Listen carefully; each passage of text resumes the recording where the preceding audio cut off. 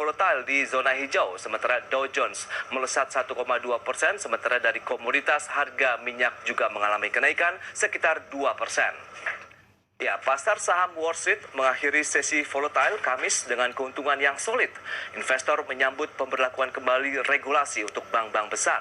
Bank of America, JP Morgan Chase, Citigroup, dan Wells Fargo semuanya melejit lebih dari 3%.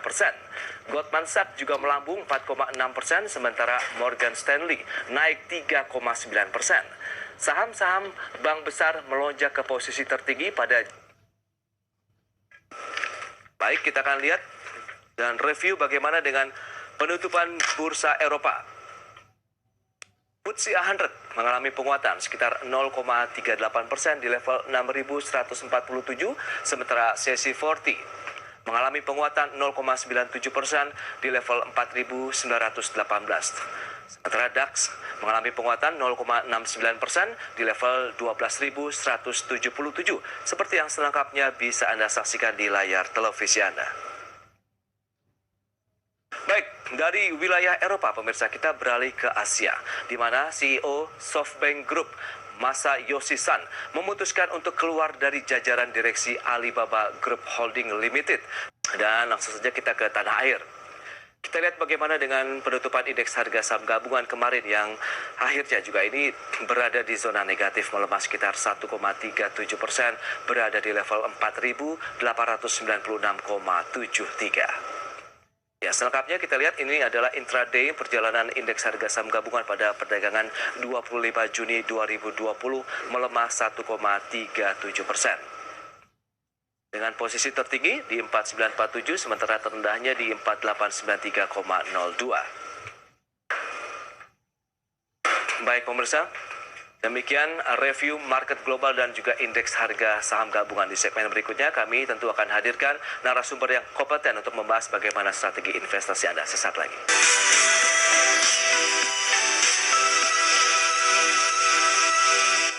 Baik pemirsa, di segmen ini saya sudah tersambung bersama dengan Christine Natasha. Beliau adalah equity analis dari Mirae Asset Sekuritas Indonesia. Selamat pagi Mbak Christine. Selamat pagi. Apa kabar Anda hari ini? Baik, tadi sudah disampaikan di segmen sebelumnya begitu, di mana kilas global semuanya cenderung mengalami penguatan begitu, dengan beberapa sentimen adanya pembelian obligasi, kemudian juga ini mendukung dari sektor-sektor perbankan di Amerika Serikat, kemudian ada juga data klaim pengangguran meskipun naik tapi tetap lebih rendah dibandingkan dengan periode sebelumnya. Ini sejauh mana memberikan sentimen positifkah bagi pergerakan market di Indonesia nantinya pada saat pembukaan perdagangan hari ini?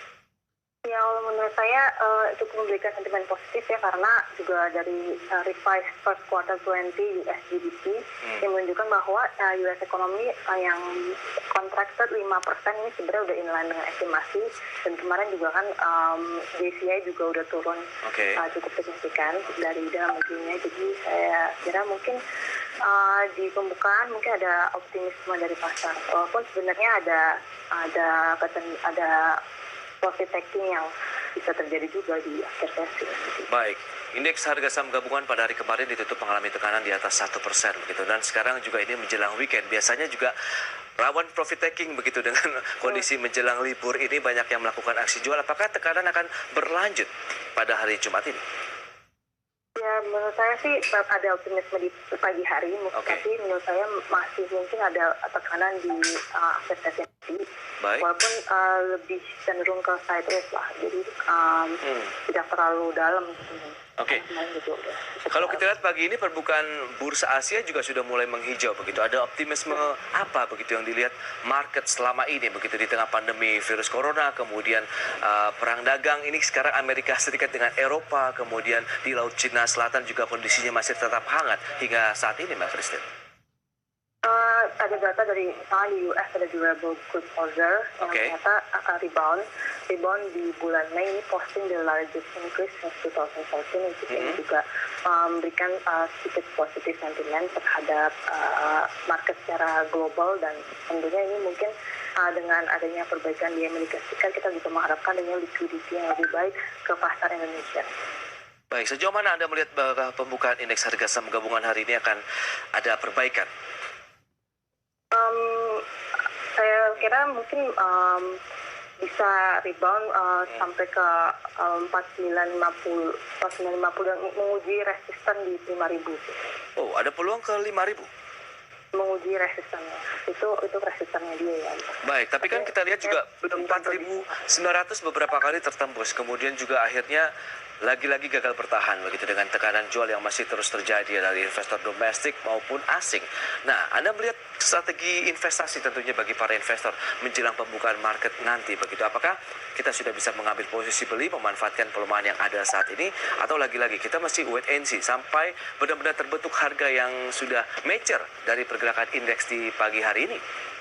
Menurut saya boleh ambil posisi sih untuk ketika indeks lagi di bawah ini ya, karena nanti ada optimisme dari pasar yang menyebabkan mungkin ada rebound untuk sesi satu, menurut saya gitu sih. Jadi untuk day trade masih oke sih menurut saya. Oh, daily trade masih oke. Berarti lebih disarankan hit and run begitu, short term saja begitu?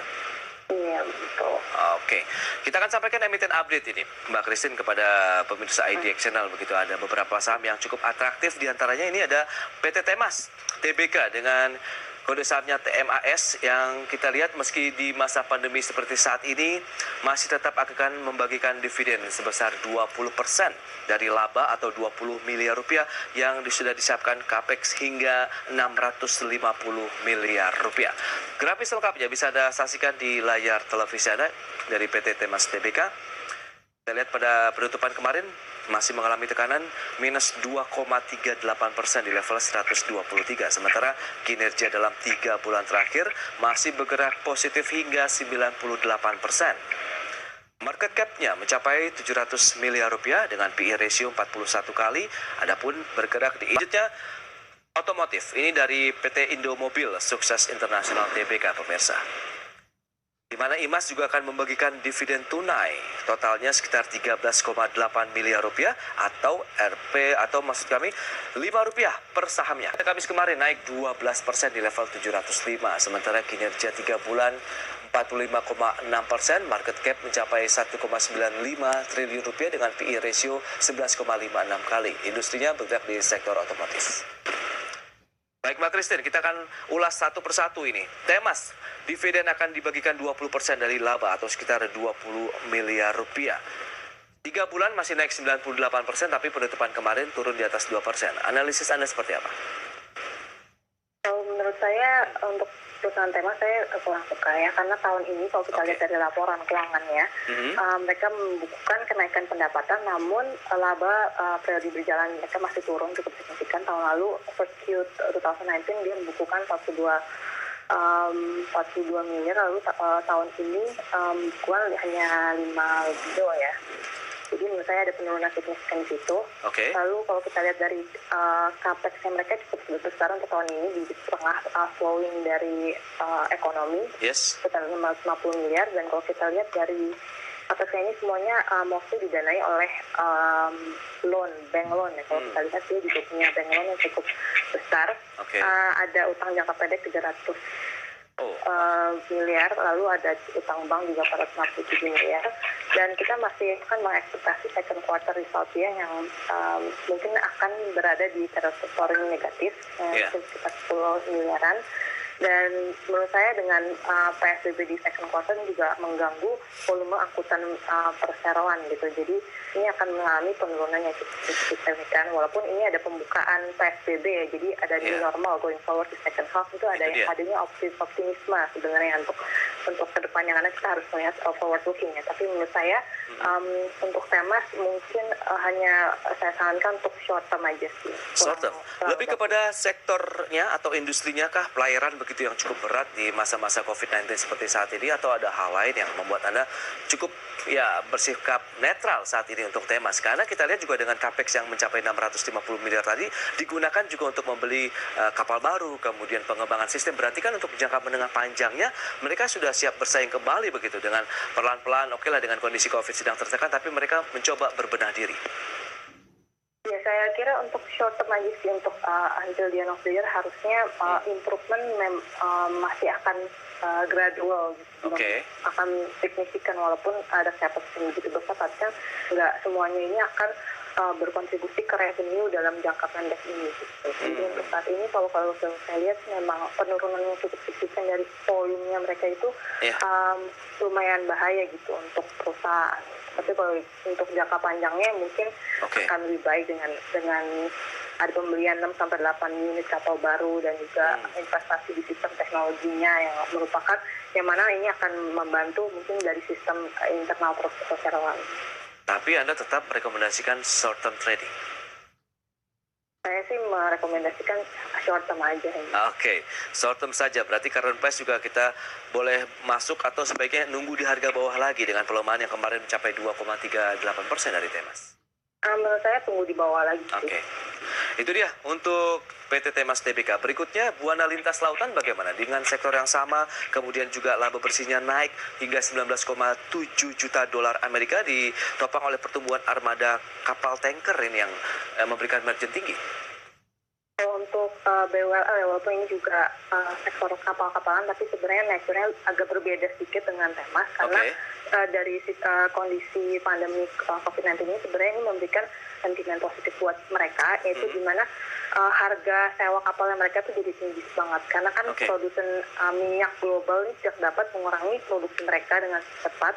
Sementara permintaan atau konsumsi minyak juga turun tajam, jadi banyaknya supply banget. Jadi makanya fasilitas penyimpanan untuk kilang minyak di darat itu semakin penuh. Makanya mereka membutuhkan BULL ini untuk menyimpan minyaknya mereka itu di tangkar mereka gitu. Jadi dengan meluapnya fasilitas penyimpanan di minyak di darat, kapal tanker juga kan harus nunggu lebih lama kan untuk bongkar operasi muatan segala macam, dan ini juga membutuhkan waktu yang lebih banyak gitu. Jadi ada lonjakan tingkat sewa gitu untuk BULL. Jadi menurut saya ini memberikan sentimen positif, dan kalau kita melihat dari first quarter resultnya mereka juga jauh lebih bagus dibandingkan Temas lain tadi. Ini short term saja atau bagaimana Mbak Christine sebaiknya untuk di bull? Kalau saya lihat ini medium to long. Medium to long sih. Medium to long untuk BULL dibandingkan dengan Temas tadi. Kita akan jeda kembali sebentar Mbak Christine, dan pemirsa di segmen berikutnya kami akan hadir dengan informasi menarik yang menjadi hot topic dari Instagramnya IDX Channel sesaat lagi.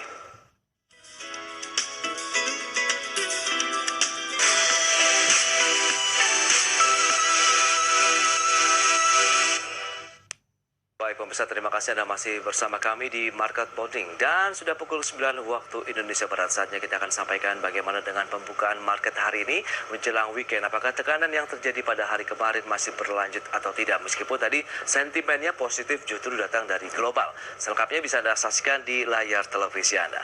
Ya, kita lihat naik, ini lihat. Dibuka menghijau 0,67% untuk indeks harga saham gabungan. Pemirsa berada di level 4.933,088. Menunjukkan hal yang positif untuk pergerakan indeks menjelang weekend. Kita lihat memang banyak sekali saham-saham yang mengalami penguatan yang mendorong indeks hijau 159 berbanding dengan 36 saham yang mengalami tekanan. Dan kalau kita cermati dari pagi hari ini, memang sudah ada beberapa investor asing yang lagi-lagi melakukan aksi jual ataupun profit taking dari kepemilikan portofolio mereka di pasar saham Indonesia. Baik, kita akan ulas kembali dengan Mbak Christine Natasha, equity analis dari Mirai Aset Sekuritas Indonesia. Mbak Christine. Hai. Ya, kita akan ulas bagaimana dengan pembukaan market hari ini. Seperti yang sudah disampaikan sebelumnya, memang ada peluang IHSG untuk melanjutkan kembali 4.900. Kemudian Anda lihat tadi ada level 5.000 ini, peluang resisten yang bisa dicapai lagi untuk IHSG. Ya, kalau saya lihat memang ini sejalan dengan indeks global ya, dan kemarin juga turun untuk dalam, makanya hari ini reboundnya cukup signifikan menurut saya. Jadi tapi perlu diwaspadai juga untuk kedepannya ini cukup besok, karena COVID-19 ini kan masih bertambah kasusnya dan masih belum berkurang gitu. Jadi menurut saya masih perlu diwaspadai, kita juga masih akan mengekspektasi second quarter GDP kita yang menurut saya akan terkontraksi juga. Berarti perjalanan juga masih akan penuh dengan tantangan untuk pasar modal Indonesia ke depannya, begitu Mbak Christine? Iya, tantangan masih ada tentunya pasti. Langsung saja kita ulas beberapa saham yang cukup atraktif tadi yang sempat tertunda adalah Indomobil. Begitu kalau Anda rekomendasikan tadi Temas short term trading, sementara untuk bull medium to long, bagaimana dengan Indomobil? Untuk Indomobil ya juga short term sih kalau saya lihat ya untuk tahun ini. karena bisnis emas juga kalau saya lihat masih terlalu terdiversifikasi ya, di mana Oke. jadi juga menjual mobil ya. Kalau saya lihat dengan ketatnya persaingan dari otomotif ini akan menjadi tantangan juga buat emas apalagi di tahun pandemi ini. Baik, kalau kita lihat dalam beberapa hari terakhir stagnan, kemudian kemarin mengalami penguatan yang signifikan, hari ini juga naik hampir 3%, tepatnya di 2,84% untuk emas. Nah, apakah ini menjadi peluang? Meskipun Anda katakan tadi, ini short term saja, memanfaatkan peluang kenaikan sementara yang terjadi dari emas. Ya, saya pikir boleh lah untuk trading karena kan ini ada pembukaan dari PSBB, new normal, dan kita semua mengharapkan adanya ekonomi yang lebih baik gitu going forward dengan ekonomi yang bergerak kembali gitu. Oke, jadi lebih kepada short term trading untuk emas. Ya, short term aja. Baik. Sektor yang Anda bisa rekomendasikan kepada pemirsa IDX dan investor maupun traders di awal perdagangan menjelang weekend ini yang masih bergerak positif. Apa saja? Apakah dari media yang bisa Anda rekomendasikan, kemudian konsumer misalnya, Mbak Christine? Iya, kita masih suka konsumer. Media juga lumayan suka. Ini karena adanya new normal, jadi kita mengharapkan adanya new hope buat sektor konsumer, dan kita juga melihat mungkin ada sedikit banyak memberikan sentimen positif terhadap sektor media, karena kan jika consumer goods positif, setidaknya mereka juga akan put on advertisement media company. Oke. Bicara mengenai sektor konsumer ini, Mbak Christine, ada top fits IDX yang akan kita sampaikan juga kepada masyarakat investor Indonesia. Kita lihat ini dari sektor yang sama, konsumer, di mana perusahaan multinasional Unilever ini mendadak membuat heboh pemirsa. Karena terang-terangan mendukung gerakan dan komunitas LGBT atau gerakan lesbian, gay, biseksual, transgender. Unggahan yang kontroversial itu segera memantik badai protes dan bahkan seruan boykot atas produk-produk Unilever dari warganet Indonesia. Ya, kita lihat seperti apa tanggapan, di mana sebagian mengucapkan selamat tinggal untuk Unilever, sementara sebagian yang lain menyerukan untuk tidak lagi membeli produk-produknya. Bahkan warganet Indonesia ramai-ramai membincangkan Unilever di Twitter sehingga menjadi trending topik Indonesia. Ya, tidak sedikit yang menghujat langkah dari Unilever Internasional tersebut, namun banyak pula yang cenderung memberikan arahan seperti dari Lisha Oran 97. Tahu artinya perusahaan GBK gak? Itu keuntungan Unilever Indonesia bisa diakses semua orang, dan Unilever tidak pernah membuat hasil keluarnya dan sangat menghargai budaya negeri plus membuka banyak lapangan pekerjaan untuk bangsa. Itu dia, ada beberapa komentar yang sudah disampaikan oleh masyarakat. Kemudian dari Klota Sopa, itu kampanye Instagram Unilever Global di negeri barat sana, sementara Unilever Indonesia tidak ada kampanye LGBT. Itu dia, sudah diberikan konfirmasi ataupun dukungan dari masyarakat Indonesia bahwa itu adalah Unilever Internasional, sementara di Indonesia tidak ada kampanye sama sekali terkait dengan LGBT. Ini yang perlu ditekankan oleh masyarakat investor ataupun masyarakat Indonesia lainnya yang sedang ramai membahas terkait dengan Unilever Internasional. Kemudian dari Ukik Triani, silakan untuk stop beli produk Unilever, itu pilihan Anda, tapi tidak perlu keluar hujatan yang menjelekan Unilever atau brand apapun. Kurang lebih 80 tahun Unilever berdiri dari bumi pertiwi, banyak yang bergantung pada Unilever seperti karyawan, sales, ataupun warung dekat rumah kita. Itu dia. Dan pemirsa, menyusul hebohnya dari Unilever Internasional ini, kita lihat pihak Unilever Indonesia sudah angkat bicara melalui Director Governance and Corporate Affairs Unilever, Sancoyo Antarikso, yang mengatakan Unilever beroperasi di lebih dari 180 negara dengan budaya yang berbeda. Karenanya perusahaan itu percaya atas keberagaman dan lingkungan yang inklusif. Di Indonesia sendiri, menurut Sancoyo, Unilever telah berada di Indonesia selama 86 tahun dan selalu menghormati maupun memahami budaya, norma, serta nilai-nilai yang ada di negara ini. Baik, kita akan lanjutkan kembali perbincangan bersama dengan Mbak Christine Natasha. Mbak Christine, ya ini bagaimana analisis Anda, tanggapan Anda begitu dengan terkait permasalahan yang ramai di perbincangan di Indonesia saat ini, meskipun itu bukan Unilever Indonesia? Ya, saya pikir saya setuju dengan Pak Sancoy ya, di mana kan kita harus menghargai budaya, norma, dan nilai tempat gitu, di mana LGBT ini kan perusahaan multinasional, Oke. UK, Dutch, ini mereka menghormati yang namanya LGBT, yang mana ini juga merupakan kayak seperti agama aja gitu, jadi kita harus menghormati gitu. Jadi sebenarnya nggak ada hubungannya juga sih sama produk-produk Indonesia gitu. Jadi di mana ya, kalau ada yang mengatakan bahwa profitnya ini untuk mendukung LGBT atau apa, enggak sih. Kalau saya Unilever sendiri membagikan dividen payout yang 100% gitu untuk para shareholder, yang mana nih ROI mereka juga sangat tinggi gitu. Jadi menurut saya dengan Unilever Global yang mendukung LGBT ini sebenarnya nggak ada hubungannya juga sih, harusnya dengan produk-produk Unilever.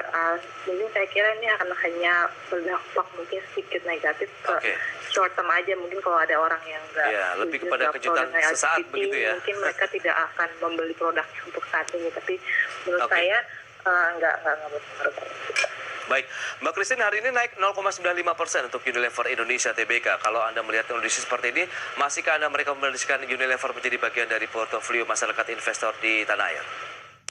Iya, untuk Unilever sih kita masih suka ya. Jadi kan dari sisi komoditi price dan palm oil price juga, kalau kita lihat juga price cost. Ini kan akan membantu Unilever punya margin, karena kan mereka juga menggunakan oil gitu untuk packaging dan sebagainya. Baik, itu dia.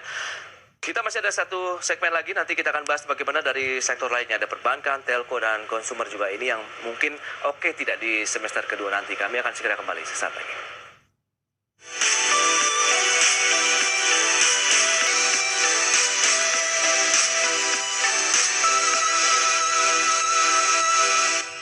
Baik pemirsa, indeks harga saham gabungan telah turun sekitar 20% sejak penutupan akhir tahun lalu hingga akhir perdagangan Kamis kemarin. Memasuki semester kedua tahun ini, sektor perbankan, telco, dan konsumsi diproyeksikan paling berpeluang baik. Mengapa demikian? Ini dia, kita akan simak seperti apa. Bila dilihat per sektor, properti, real estate, dan konstruksi bangunan mengalami kinerja paling buruk, yakni turun sekitar 34% sepanjang tahun. Kemudian disusul oleh sektor agrikultur yang turun 30%. Sementara sektor barang konsumsi tercatat mengalami penurunan yang paling rendah, yaitu 11%. Disusul oleh sektor manufaktur yang turun 18,51%. Lantas bagaimana nanti prospek sektoral di semester 2 2020? Beberapa analis menjelaskan sektor barang konsumsi di semester 2 ini memiliki potensi lebih baik ketimbang semester 1 2020. Sehingga dengan adanya pandemi COVID-19 saat ini, emiten yang cukup inovatif dan mampu bertahan perlu menjadi pertimbangan bagi investor. Sepanjang semester 2 2020 ini yang perlu diperhatikan adalah dampak dari kebijakan fiskal terhadap pertumbuhan ekonomi. Penyerapan anggaran menjadi hal yang cukup penting, di mana hal tersebut dapat menjadi tolak ukur kinerja dari pemerintah. Harapannya dengan stimulus yang sudah digencarkan oleh pemerintah dan juga Bank Sentral dapat memberikan kepercayaan terhadap investor asing untuk dapat masuk kembali ke pasar Indonesia. Lantas seberapa jauh proyeksi bahwa peluang pada semester 2 2020 akan dimotori oleh perbankan, barang konsumer, dan telekomunikasi? Simak ulasannya berikut ini.